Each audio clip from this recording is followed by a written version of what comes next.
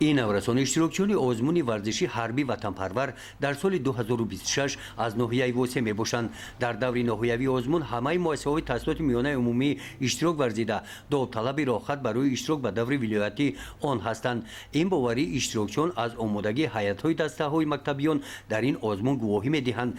طور تشکیل کنندگان این شورابینی در قسمت مقدمه‌ای بیان داشتند جهت فرق کننده آزمون امساله ورزشی حربی وطنپرور از آزمون‌های سال‌های گذشته در آن است که امسال همه دسته‌ها با لباس‌های حربی و آمادگی خوب جسمانی، صداقت جوانمردی، مهر و محبت به وطن نشان دادن با آنکه آنها برای خدمت به وطن مادر همیشه آماده می‌باشند در این آزمون اشتراک دارند.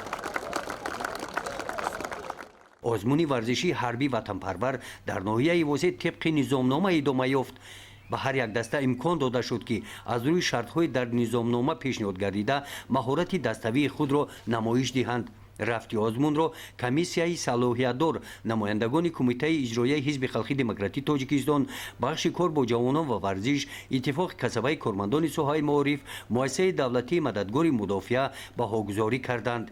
در جنبش از نتیجه گیری رفت آزمون ورزشی حربی وطنپرور از بین 73 مؤسسه تحصیلات میانه عمومی در ناحیه واسه مؤسسه تحصیلات میانه عمومی رقم 11 بهترین شناخته شده صاحب جام رئیس ناحیه واسه گردیده برای اشتراک در دور ولایتی آزمون صاحب راحت گردیدند. گزارش خواجه نظریف خدای نظر ظهورов از ناحیه واسه برای برنامه اطلاعاتی نوید.